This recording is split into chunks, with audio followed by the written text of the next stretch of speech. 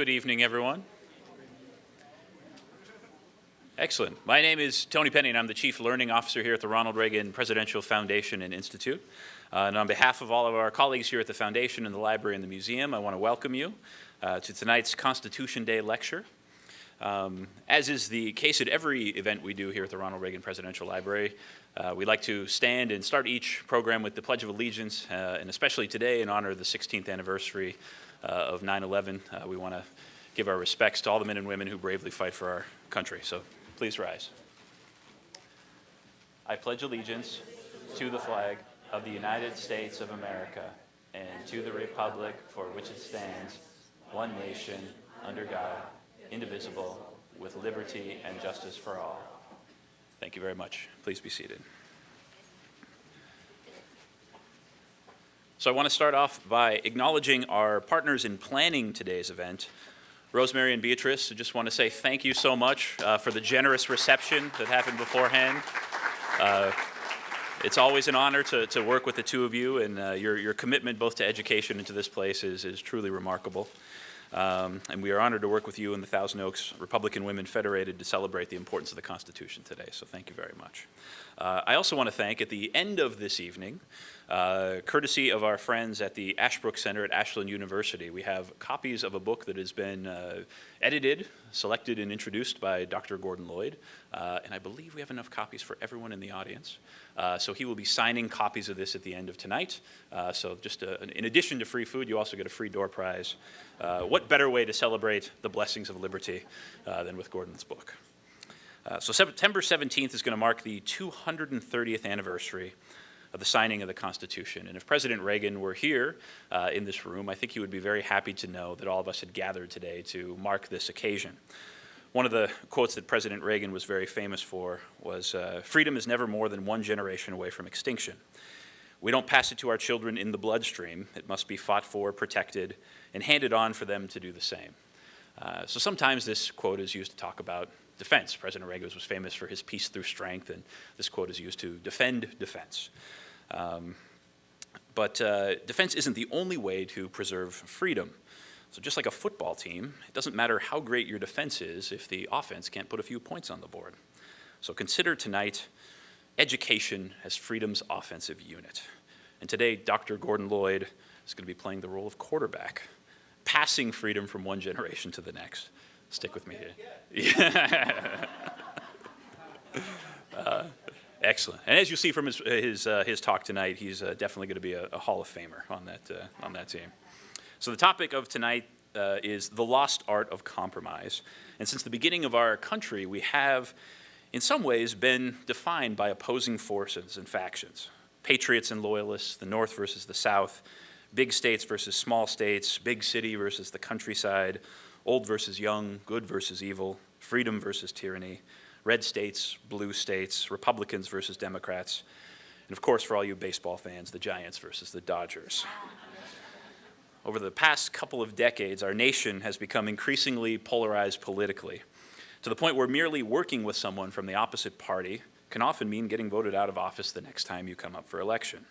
So on the 230th anniversary of the Constitution, what can we learn from the framers about compromise? And about what compromise means in the spirit of something greater than any one of us, and that American idea that's been around since long before any of us were here and will exist and remain long after the conflicts of our generation have been passed on to the historians.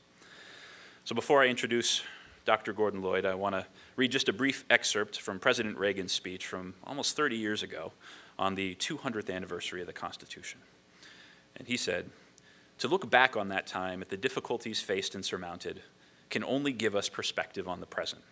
Each generation, every age, I imagine, is prone to think itself beset by unusual and particularly threatening difficulties. To look back on the past is a golden age when issues were not so complex and politics not so divisive, when problems did not seem so intractable. Sometimes we're tempted to think of the birth of our country as one such golden age, a time characterized primarily by harmony and cooperation. In fact, the Constitution and our government were born in crisis. The years leading up to our convention were some of the most difficult our nation has ever endured. No, it wasn't the absence of problems that won the day in 1787. It wasn't the absence of division and difficulty. It was the presence of something higher, the vision of democratic government founded upon those self-evident truths that still resounded in Independence Hall.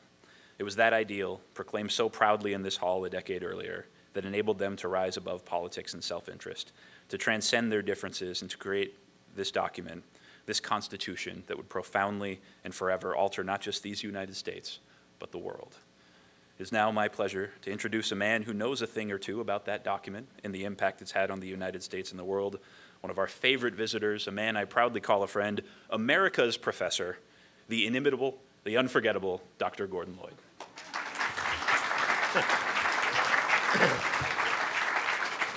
Thank you, Tony. That's very good. I want to reiterate what Tony has said about thanking our benefactors, and I want to also thank you for coming out on this balmy evening to hear about the Constitution. And it's good to see some friendly faces as well as some old faces that I hope are still friendly. And the young faces, which I see from year to year, and they seem to get younger, which is, I think, a good sign. Being a professor still, I have 3 points to make, but I promise that I can always do 1A, 1B, 2C, 3D, and string it out a bit. But the first issue that I want to raise is this whole notion of the art of compromise. Tony gave me the topic of the lost art of compromise, which sort of confines me, so I can't wander so much through the website as I would maybe like to and tell all kinds of naughty stories. But so my first point really is we can't talk about the lost art of compromise unless we know something a bit about the art of compromise. The second is to give some examples from the Constitutional Convention. And as Tony mentioned, President Reagan pointed out that we were not born in simple harmony. There is something called faction, and it is sown in human nature. Federalist 10 for all of you over there. And it's in human nature, and therefore to expect that we will live in a factious free world is to be living the impossible dream, which is impossible. So I want to give some examples from the Constitutional Convention of how you deal with faction without falling apart, and what we can learn from the Constitutional Convention in this day of celebration of the Constitution, which the signing is on September the 17th. And the third and final point I want to explore with you in particular, where do we go from here? If we manage to show that there is something called the art of compromise, and it is lost, when did we lose it? How did we lose it? And what do we learn about that gaining and losing from our journey in the Constitutional Convention? Why bother with that journey? And where do we go from here? What can be retrieved if it ought to be retrieved? So those are the 3 main points that I want to converse with you about. Now, what I'd like to do, we have an hour together, an hour, 15 minutes, something like that, but let's just say we have an hour together. What I'd love to do is to speak for about half an hour and then open it up and hear what you have to say and ask me questions. I've often had this notion of standing in front of a podium and saying, any questions? And I did that once when I retired from full-time teaching at Pepperdine. And the first question that I got was, how are you feeling? So I don't think I'll quite open with any questions. But so let's talk first then about this notion of the art of compromise. It might come as a surprise, But the word compromise is made up of two parts, com and promise. Com is Latin, and it means together. The idea of association with. And promise, if you then pronounce it a little differently, it means promise. So compromise, if we just parse it, means a promise based on agreement. Notice that the word rule or orders or something is not in there. It's us together figuring things out. We're not giving up ourselves, but we're working things out as a community. It is compromise. Now, there's a lower meaning of compromise, which simply means let's cut a deal. And that is, shall we say, the usual understanding. I don't think that requires a particular art. I think that the art of compromise is something that requires, when we say art, we don't just simply mean standing in front of an easel and painting. It means, or being artistic, it means that there's a practical art. That is, how do I go about persuading people or explaining something to an audience that is not appealing to their lower nature, but trying to explain and persuade? So I would like to emphasize that the lost art of compromise can be put into as, have we lost the art of seeking the highest level possible? When I was growing up, I remember being taught that politics was the art of the possible. The more I think about it, a better way, an improved way of putting it is the art of the best possible.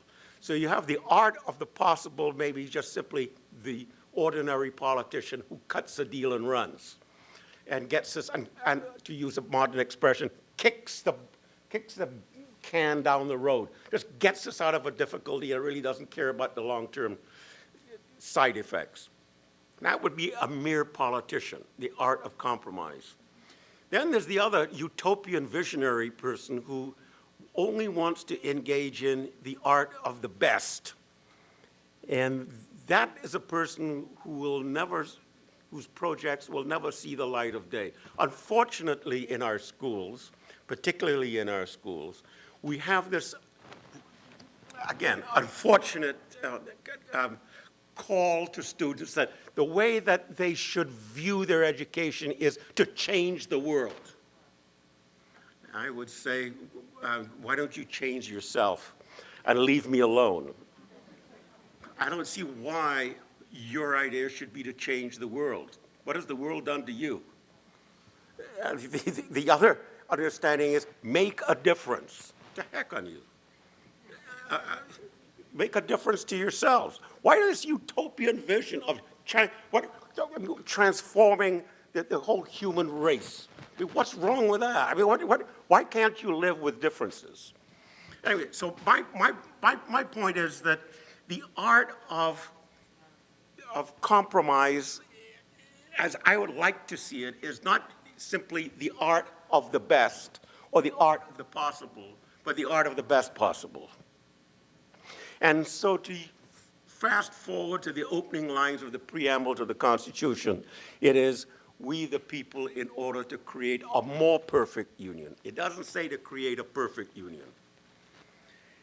But it doesn't say we're going to put up with the union that we had before. Because we know that there are problems with the union we had before, and we know that no union can be perfect. So how do we make something more perfect? Well, we could make it perhaps perfect if we got rid of liberty. Because why do we have faction? Because we're free to be naughty. So we could get rid of it, give everybody the same opinions, the same passions, the same interests. We've done with it. You think that's so impossible? 1984, Brave New World, those kinds of things are, in fact, thinkable. What is the opposite, in addition to what I've talked about? Because I mean, I've made the opposites being the art of the best, the art of the possible, the art of the best possible, and I'm going for the art of the best possible. I think that's what the Constitution manages to achieve. What else should we look at in terms of opposites as we go through this, the art of compromise? Well, often I learn by looking at opposites, what things might not be. So, for example, this is the 230th anniversary, but there's nothing particularly entertaining or grabbing about 30, unless you're under 30 and don't trust anybody over 30, or you're over 30 and don't trust anybody under 30, and you won't understand that joke unless you lived in the 60s. But there's nothing particularly interesting or compelling about 230. Maybe there will be at 250. But there was something compelling at 150. And that was during the Great Depression and FDR. And he gave the 150th anniversary talk at the signing of the Constitution. And the phrase which he thought was the most important phrase in the entire Constitution was, "We the people." And the way in which he and his associates interpreted that phrase is there ain't nothing that we the people can't do. And that the Constitution, therefore, is a vehicle, an empowering document through which we the people can do pretty much what we want to do. The metaphor that Franklin Delano Roosevelt raised was what I would call the war metaphor, the crusade metaphor. That is, the whole project of FDR is government is here to provide a solution. The chief executive is the officer or commander-in-chief to provide that solution. And we, the people, give a mandate. Look at the word mandate. Man, it really doesn't have anything to do with gender. It has to do with hand. And mano. And date doesn't have anything to do with dating. It has to do with to put in the hand of, to command, to mandate. And so what FDR looked upon the 150th anniversary of the Constitution was a mandate from the people, an order from the people of the United States to use government through the Constitution, whose three important words, three little words were "we the people," to accomplish great ends and to alter the nature of society and transform society. It's interesting, as Tony was reading the Reagan contribution to the 200th anniversary of the Constitution, which occurred during Reagan's presidency, that he too refers to "we the people." But when Reagan refers to "we the people" in his presidency, it's "we the people tell the government what to do," rather than the government telling "we the people" what to do. It's not that we the people through government are going to do things. It's rather that Reagan is making the case that the government of we the people is a limited government. What FDR is doing is that by referring to "we the people," it's a government which is a living constitution which can do pretty much what we mandate the government. So we've got some very interesting conversations, I hope, that we can have concerning the best which is possible, the idea of the possible, the idea of the best, and this notion of, let's say, consent, which I think is a very important concept which emerges from the idea of compromise. In other words, there's no idea of mandate in a compromise. There's no idea of ruling. There's an idea of coming together and consenting. And what is it that makes a compromise work? We promise or we agree. The word mandate has the implication of "I order you to do this." So I don't think that we can have the art of compromise unless we have a commitment to the notion of a consensus, or at least to consent. And this is particularly important in a government which is inclined to being a democratic republic, which relies on consent. Thus, if you have a whole bunch of different people together and you're going to say, "We are going to be a government by consent," it's going to be extremely difficult to pull that off. Let us remember, one of the things that we're celebrating today is that no government, you might say, well, this is not something to celebrate, but if I finish the sentence, you'll figure it out, that no government in the history of the world has lasted forever. And the worst form of government failure is a civil war.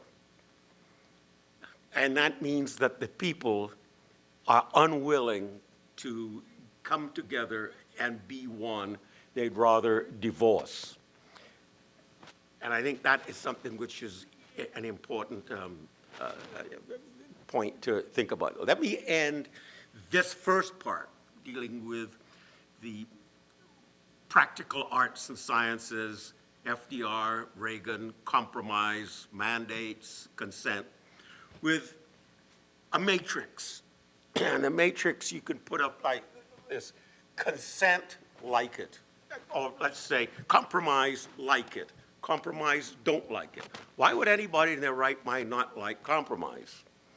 Well, the idea is because it settles for less than the best. It also creates perhaps imprecise government. It produces maybe ungovernable situations. And in fact, it may even lead to a situation where we do kick the can down the road. Why? So why would somebody not like compromise? Because it seems to suggest that we've dropped our values, or we're no longer interested in the right thing. And is that something that we want to teach our children and become educated? Don't do the right thing, do near the right thing. So that would be something why you wouldn't like compromise. But we'll get to that in the last section. Then the other parts of the matrix would be war. Going consent and war. Consent I like, consent I don't like. Or compromise I like, compromise I don't like. War I like. Now, who would want to like war? The answer is wiping out war on poverty, war on obesity, war on children who can't read, war on whatever. But politics becomes war. It becomes the war metaphor. And thus we judge our institutions in accordance with whether they can win this war or solve that problem. So who would like war? Those who want to solve problems. What kind of person would not like war? Those who think that we'd rather work it out between ourselves, consent, muddle through, than to have orders, say, delivered by a judiciary, orders through executive orders, orders through a bureaucracy, etc. All right, so let me leave you with that. The substantive part, I'm going to cut and rely on you to ask me some questions on this. But I want to cover 3 points, and that comes to the website. But it says Explore the American Founding up there. You can see there's actually 4 websites, but I'm going to cut one of them. Constitutional Convention, the Federalist, Anti-Federalist debates, the ratification of the Constitution, and the Bill of Rights. Those are the 4 founding documents, and what we're going to be, which I will call the Constitution for this evening.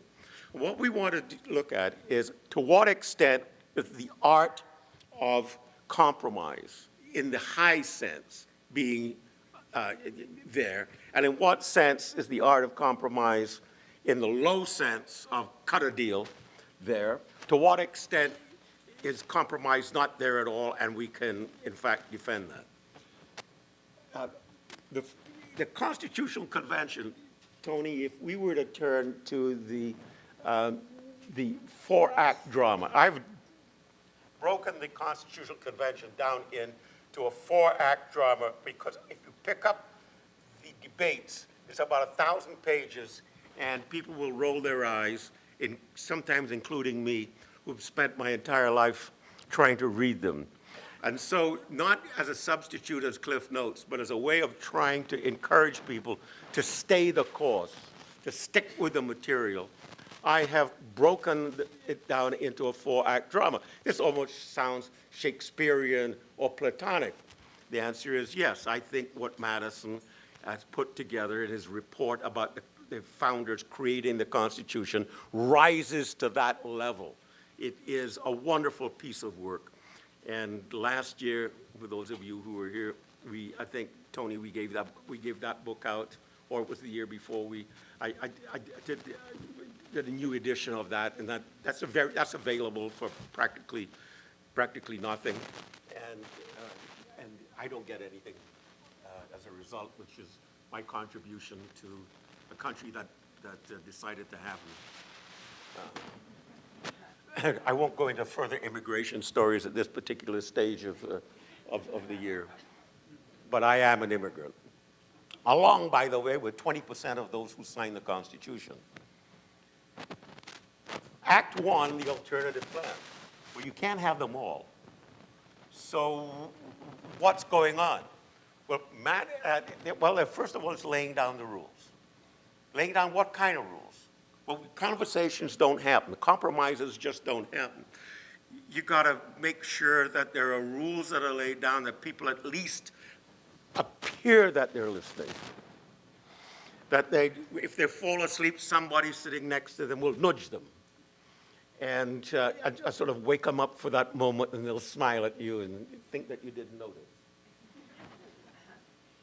So laying down the rules, and it's like, no one shall speak twice unless one has spoken first. Those kinds of rules, which are very important. Compromise and conversations, not you. No, that's right. We'll just ignore it, right? That's right. Thank you, C-SPAN. The 50, let me make a point. Why are they here? They're here to make a more perfect union. From what? The Articles of Confederation. What was wrong with the Articles of Confederation? According to Madison, what is wrong? It has a structural problem. What is that structural problem? We, the people, do not fit into it. How come? Because it's a league or alliance between pre-existing 13 states. And we, the people, do not fit into the union. We, the people, fit into each state. There are other people who go there not to change that structural issue, but to change the powers, to give Congress some more powers. But how are they going to vote, they being the delegates who are chosen? How are they going to vote at the convention? Gouverneur Morris suggests to James Madison, let's tackle this thing right on, straight away. Well, what do you mean? Well, what I mean is this. If we're going to have we the people bring into the equation, that means we're going to provide proportional representation. Representation based on the people rather than representation based on the states. So that the people of Virginia, the people of Pennsylvania should have more representation than the people of Rhode Island. Well, yes, true, they don't bother to show up anyway. And then or the people of New Hampshire. So we want to have popular representation rather than one state, one vote. So why don't we start off right away, says Gouverneur Morris, with that rule in terms of how we vote at the convention? Madison says to Mr. Morris, if you do that right at the beginning, everybody's going to go home. Why don't we try to persuade the delegates from Delaware and New Hampshire to give up that principle and see the art of compromise in terms of coming around to a system based on we the people, which means we have to educate them how to become Americans. And that's going to be a long education. Madison-Sherman exchange in scene 4. So Madison introduces the Virginia plan. All right. Are the people more happy in small states than large states? Mr. Sherman says people are happier in small communities where they know each other, look out for each other. Madison says all the better to shaft you, my dear. The people know all your business, and therefore they will not leave you alone. So this becomes the question. Should we go for small communities joined together loosely, or should we go for one large community whereby people can be spread out? If you spread people out, they'll be more likely to compromise rather than to advocate their own little position within their own little territory. That becomes a huge issue. How are you going to compromise that? Very difficult, very difficult. And so at the end of Act One, Madison tends to hold sway, but he's not holding sway all the way. In Act Two, we got a compromise. It's called the Connecticut Compromise from Sherman and Ellsworth. And what are they suggesting? They're suggesting toward the end of Act Two, why don't, it's not just let's make a deal. Let the people be represented in the House and let the states be represented in the Senate. That would be a simple deal and let's go home. But the art of compromise is can we come up with an accommodation through consent that we could agree to, which perhaps we hadn't thought of before. And this is where we get the Connecticut Compromise. And that is, why don't we say that we're going to be partly state-based for certain things and partly nationally based for other things? So what would we be state-based for? Well, controlling crime, for example. Education, another. Another would be health and welfare issues. Well, what would we be interested in doing together? Things of the general welfare, common defense. Could we perhaps come to an agreement, an associated agreement based on not just cutting the differences, but seeing that as a new principle, where the Senate represents the states and protects the states, and the House represents the people and represents the people, but we understand the federal government is not going to do everything. Well, that is finally agreed to after 44 days of the 88 days that they were there together. And there were some downsides, and compromises had some downsides. It just doesn't happen. Some bad days. Well, if you take a look at the decision day on the Connecticut Compromise, Scene 5, you will see that the Connecticut was accepted on a 5-4-1 vote. Well, now wait a minute. The 13 states, yeah, well, Rhode Island never showed up. That brings us down to 12. What's next? Well, New Hampshire hadn't shown up yet because it didn't have any money. Well, you can't compromise if you don't show up. New York got ticked off. Hamilton left because he was bored. And call me when you get serious. And the rest of the New York delegation, the other two members of the New York delegation, there were three members of the New York delegation, Hamilton and two others. The other two were there to outvote him. Since Hamilton left, and the other two delegates didn't like the way the compromise was going, partly national, partly federal, they left in disgust. So there's another limitation to the art of compromise.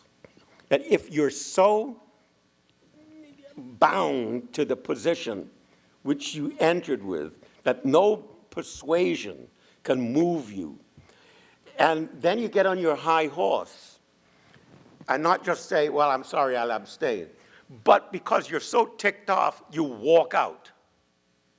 And then you have to ask, well, how persuasive can you be if you walk out? Why don't you just bang your shoe on the table while you're at it? Again, you have to be almost in your in the 1950s to figure out that one. I'm talking to an older audience. I'll talk to the younger audience soon. And before we move on, so we figure out 10 with limitations. You can't compromise if you don't show up. You can't compromise if you leave in a huff. But what kind of compromise is a 5-4-1 vote? You don't think automatically it's a compromise. A compromise would be like a 10-0 vote or a 9-1 vote. But 5-4-1? That's just about as close as you can get. How can you call that a compromise? The answer is, if we go by the higher level, not just cutting a deal, but the idea of thinking outside of the box, thinking in a way differently, can we pursue a different path? 5 say yes, 4 say no. Among the 4 delegations that say no is Virginia, and Madison doesn't like it. He doesn't like the vote. So a question comes to Mr. Madison. What do we do? And here is a very important part of the art of compromise. Do you go out in a huff? Do you go to the streets? Do you hire a lawyer? Or do you say the prayer which says, I accept those things which I cannot change? The serenity prayer. And sometimes that's extremely difficult to do if you've entered the convention trying to change things fundamentally, which Madison wanted to do. So he had to say the serenity prayer. And he accepted it and moved on. And that then permitted different kinds of issues to come up. And I will just talk two last examples before I move to the final part of, which is part 3. And that is that a committee is created, first part. A committee is created called a Committee on Detail, a 5-member committee which provides the first draft of the Constitution. And that is what the delegates go through in Act 3. A laborious process. Compromise requires commitment to detail. There is one delegation that of all the 11 delegations were regularly there, there's one delegation, the members of which are always in attendance, South Carolina. And you get an incredible amount of leverage when you're always there. And I've often wondered, how come South Carolina managed to leverage its weak moral position on slavery into such a strong position within the whole assembly? The answer is, one answer is, anyway, the folks wanted union. And so if you want union, you may have to pay a price that you otherwise would not want to pay.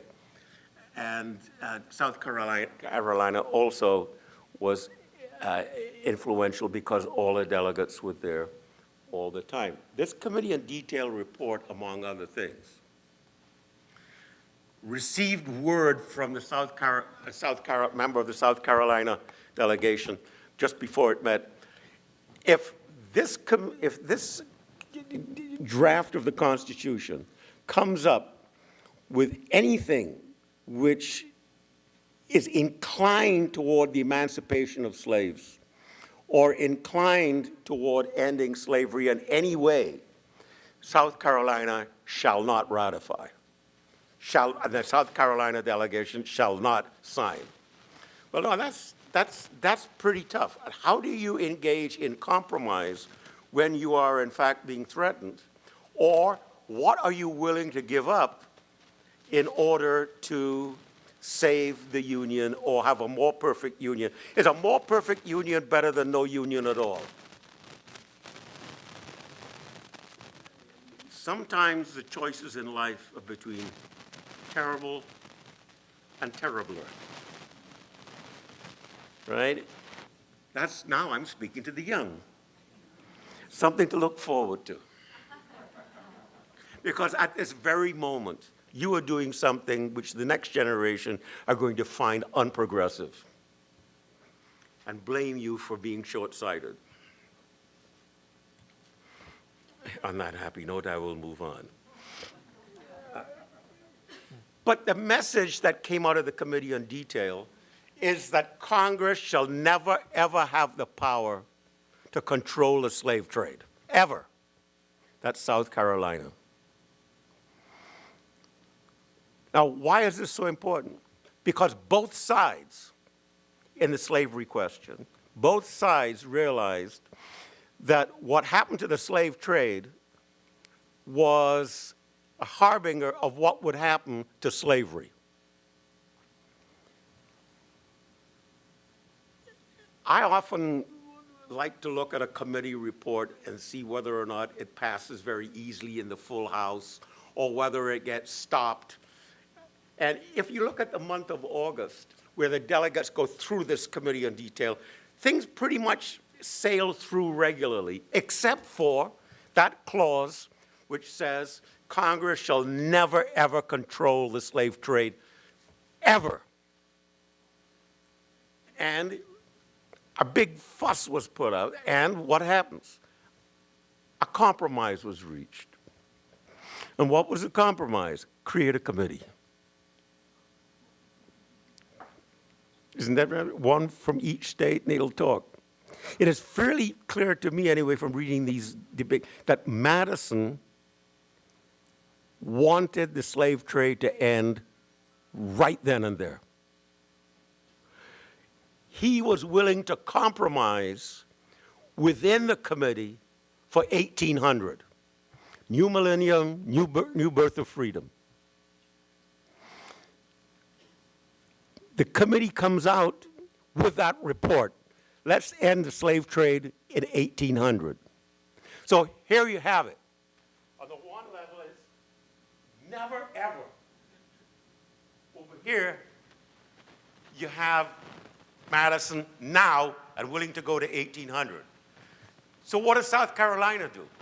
They say, how about 1808? And Madison is furious. And you think, well, you know, never 1808. But if you read history today, you'd think that the framers wanted to enshrine slavery through the slave trade. And so the question is, what did they do between 1789 and 1808? The answer is lots, which we can talk about. And 1808, law was passed banning the slave trade. Okay, what is the point to that? The point is, it raises an interesting question about what to compromise and what not to compromise. I have talked about the Constitution as demonstrating the art of the best which is possible, the art of compromise in the highest sense. But I'm wondering whether that art of compromise presupposes as a condition certain things that we all agree on that we will not compromise. Give you an example.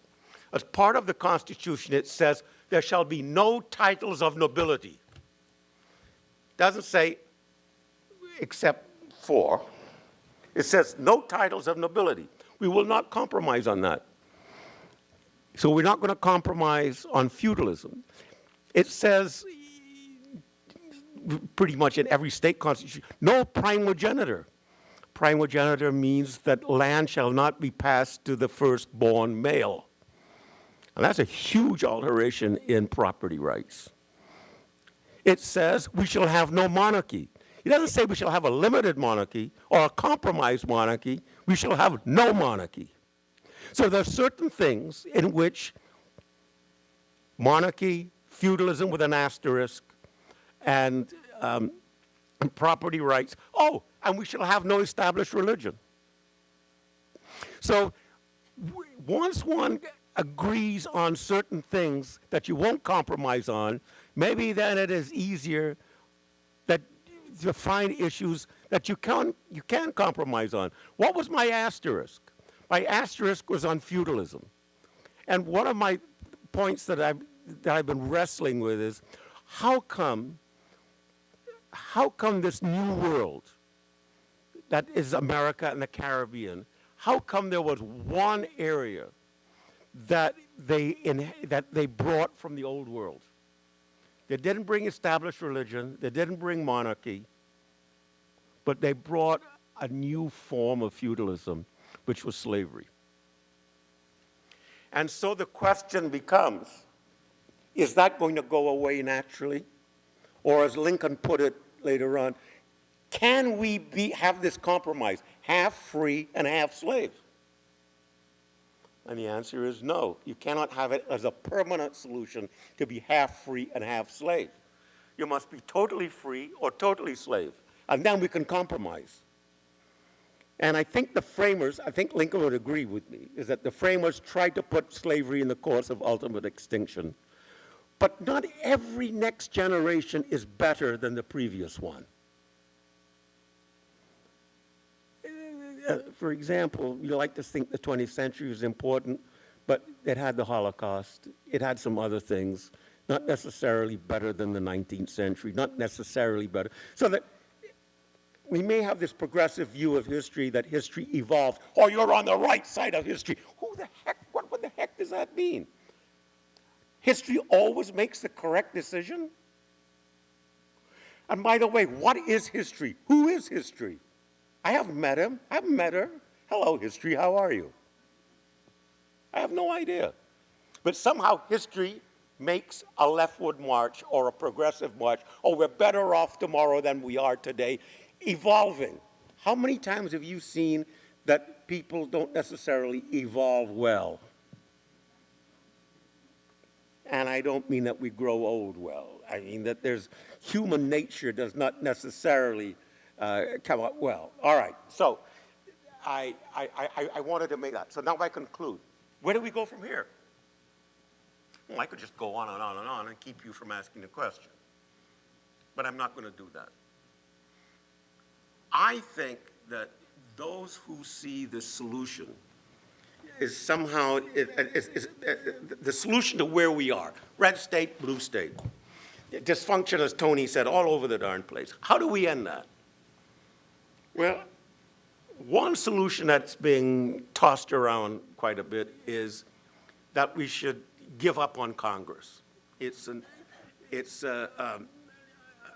institution which has passed its day, it's gone, it's useless. In fact, the entire Constitution is useless. It's an 18th century document, has nothing. So we should shred the Constitution and particularly shred Congress. Why? Because we're living in a world where problems have to be solved. What I am suggesting, if you believe in the art of compromise, then what you're thinking about is that the role of politics is to settle issues, not to solve problems. It is to settle issues. But it is not kicking the can down the road for the next generation. But just give them something to do. No, but you can't settle everything. That means that I can settle for you, the next generation, before you're even born. I mean, I can solve the problem before you're even born. No. If life belongs to the living, then the living have got to grow up and understand the art of compromise for themselves and not just say, I'm traumatized.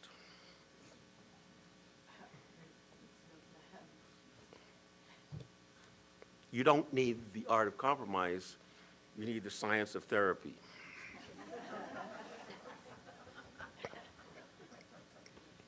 So where do we go from here? We could say, as I just mentioned, let's do away with this nonsense of talking about a Congress. What the hell is it? What do they do anyway? We elect them, they do nothing. Well, what are they supposed to do? Solve problems. Well, how about if we say we just settle issues instead of solve problems? What we need is a streamlined executive that can get things done and have nobody stand in the president's way. And I've heard that from Trump supporters. I've heard that from Obama supporters. That the problem is Congress standing in the way of the president. Well, how then is the president to rule? However the president cares to rule. After all, we're at war. We're at war. At what? Well, bring up the latest, that's what we're going to do. We're going to solve stupidity. We're going to solve this. There's something else to solve. We're going to solve it. We're at war. I don't agree with that solution, that we should rely on the executive. Well, what about the judiciary solving things? Well, I'm not particularly interested in letting the judiciary. They have a role to play, an important role to play. But I don't think they have a role to play in jumping into the system and deciding ahead of time what we, the people, can or cannot do. Well, so what are you going to suggest? I said, well, it's a long project. We, the people, have to start at the beginning. And where is it? Where do we start? We start in the schools. And what do we do in the schools? We have to realize that we have to teach. And not teach just how to teach, but what to teach. And something like this, I just left it very, very straightforward. I could go on for ages. I don't need much of a wind-up. And I have found teachers telling me that they find it helpful. I've got the textual approach, you got the visual approach, you got the biographical approach, you got the I was there approach. I don't know what it's going to take. I don't know what it is that turns people around, but people have to turn around. Another, so civic education. Just in little pieces here and there. Another suggestion is, so that's two. One is do not give up on the legislative branch. Somehow we need to resist the temptation to rely on executive orders and judicial orders. And that requires us to then beef up the state legislative branches as well as the congressional branch. The second is civic education. Absolutely important. It's difficult because teachers are finding it more and more difficult. I am so proud of seeing so many young people in the audience. And my students are here too, and they're graduate students. I think it's wonderful. People have asked me, yeah, do I think that students are getting more and more stupid as time goes by? And the answer is no. Just look at them on the thing. They've learned that an iPhone is not for phoning. Right? I mean, I would have thought a phone is for phoning. No, they've got it all figured out. It's not for phoning. It's for doing all kinds of other things. They're not dumb.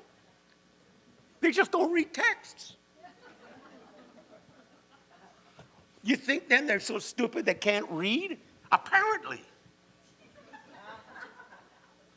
When I ask a student, for example, first paragraph of Federalist Number 1, what does it mean? Oh, I can't read that. Who could read that? It must have been the elites of the 1780s that read that. Listen, that was an opinion editorial of newspapers, right? That's where it was. It's not that they were elites. It's that we haven't been taught how to read. Third and final point that we could perhaps engage in is to seek your ideas. And I'd like to see some of you holding, it's not just necessarily conferences, but chatting with each other about what you think that the country, for example, how can you have seriously a democratic republic with 330 million people? This is not an anti-immigrant talk. Nor is it, let's go to one-child policy of China. What I am raising is that going back to Sherman versus Madison, people are happier, but they also may be freer in smaller communities where they know each other than in large communities where they don't. And I think it'd be important to create that kind of atmosphere. And as a professor, I said that was the last point, but you should know better.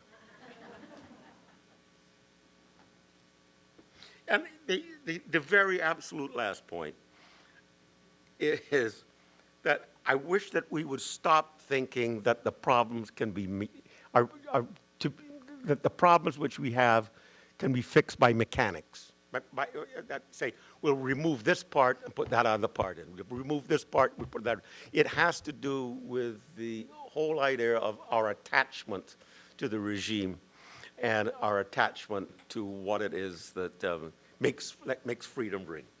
So may the blessings of liberty be with you.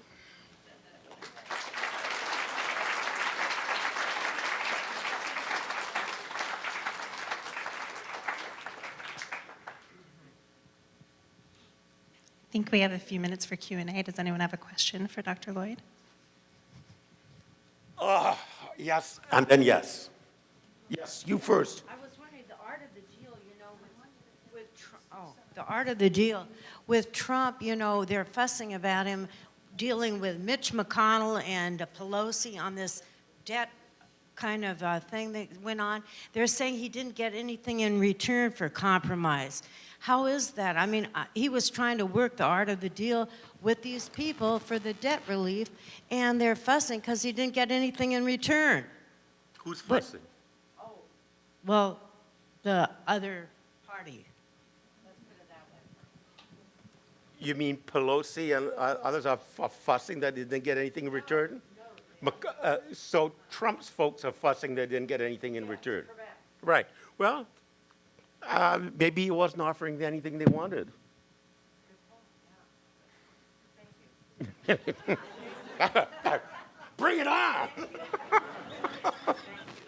Hi, I have 3 parts. Oh, no. That's all, actually- professors alone are permitted to give 3 parts. Okay, so here's the question. Yes. Do you think that neo-Marxism and postmodernism What? has undermined the interpret? Why don't you lower your voice with Marxism and postmodernism? Do you believe that neo-Marxism and postmodernism Yes. has undermined the interpretation of the Constitution? And if so, how do you compromise in this political climate? Well, I think the second part has answered your first part. And I think the answer is yes, it has undermined interpretation of the Constitution or affection for the Constitution or its usefulness. And how do you do it? Well, you try to show, if you can, the limitations of Marxism, postmodernism. One of the premises of Marxism, postmodernism is that everything is a matter of class. This has been going on for over 100 years, that somehow the Constitution is the creation of one class to oppress another class. There's a whole bunch of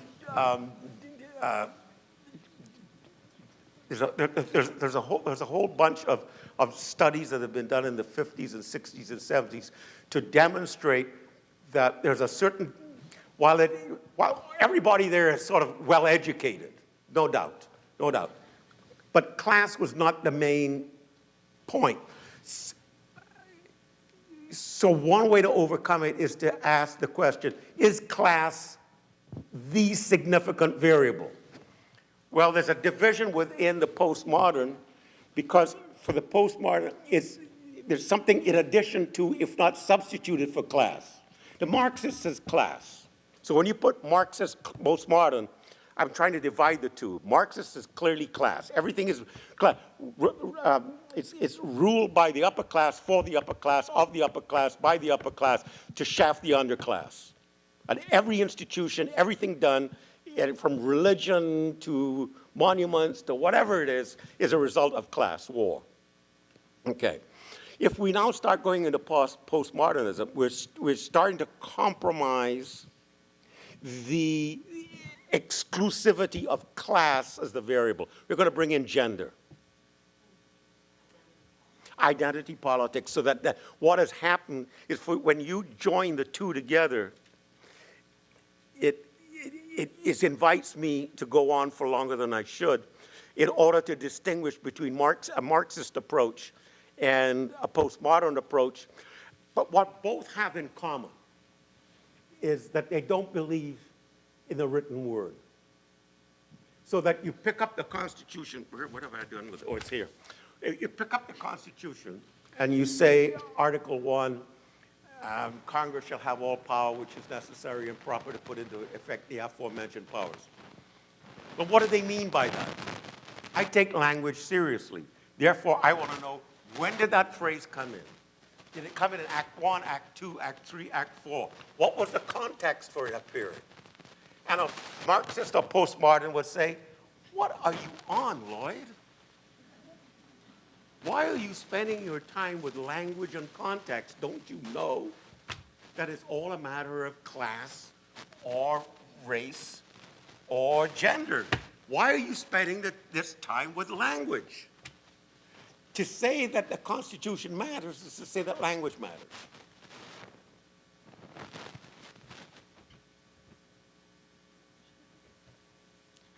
Does the elimination of hate speech subsequently eliminate free speech?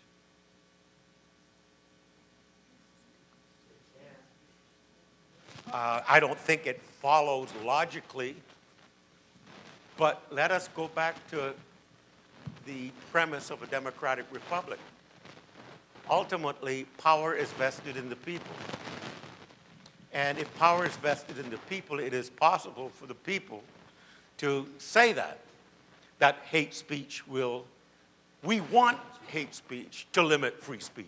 What if a majority of the people in the United States said that? You would say, well, the Supreme Court would come back and say you can't do it. Well, I'm here to say if we can't overturn what the Supreme Court says, either by amendment to the Constitution or hoping that some of the older folks will die,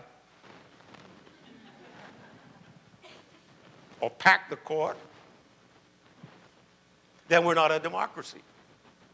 So why should we think, I know you're not saying this, but I'm using it as a word. Why should we think that the Constitution belongs to whatever the court says it is? Presidents have this tendency over the last 60, 70 years to think, we are the president, or I am the president, and therefore I am king, or the virtual king. And therefore, whatever I say goes. I can create this executive order. Well, Mr. President, where in the Constitution does it say you can do executive orders? Well, I've got legislative power. Where in the Constitution does it say you have legislative power? Stop me. Congress isn't. Where does it say that the Constitution belongs to the court? I think one of the most debilitating phrases that's going around today is, we live under a Constitution, but the Constitution is what the court says it is. So, to answer your question, free speech can become hate speech if we, the people, want it to become that. Hopefully, through civic education, through checks and balances, it won't. Okay, we have time for one last question. Thank you. We got all night. I'm just warming up. I had to give that lecture first, which was boring. Hello. Hi. Good evening, everybody. My name is Tanya Mercado. Thank you, Dr. Lloyd, for having us The and having blessings our of class liberty here. upon you, madam. So the first point, I would just want to make a very quick point. There was a young lady who mentioned a question about what the Trump administration got out of the compromise with regard to the debt ceiling. The compromise was $15 billion for emergency hurricane aid relief and averting a government shutdown. So that's a pretty good deal. So my question for you, Dr. Lloyd, is the Constitution alive or is the Constitution dead? Wrong question. But I will answer it. Neither. Because it's a loaded question. Because to ask the question, is the Constitution alive, is to suggest that, or dead, means we either have a living Constitution or we have a dead Constitution. But the word living Constitution is so loaded a term that it means, for example, perhaps whatever the Supreme Court says it is. Because the words itself can't bring it alive. So I think part of the debate that's going on between a living Constitution and this originalism is wrong-headed, would be part of my answer, and doesn't get us far enough into the notion of constitutional. To say it's a living Constitution suggests that if it weren't for the executive branch or the judicial branch giving life to the words, we wouldn't have, what would be the point of the Constitution? All it is just words. How do we get it to be alive? Somebody has to make it alive. But we, the people, make it alive through mandates and the elections. Or we, the people, make it alive through our judges. Or we, the people, make it alive through our presidents. But the word itself Then you have your originalists who think that the word speaks for itself. Well, that's true if you use the word and. Well, I understand what and means, but even some people don't understand what is.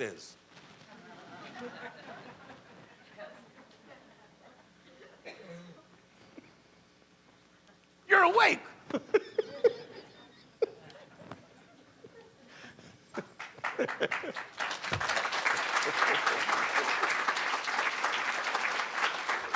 Again, thank you very much. Excellent. Well, yeah. Just please join me one more time in thanking Dr. Gordon Lloyd for his remarks tonight.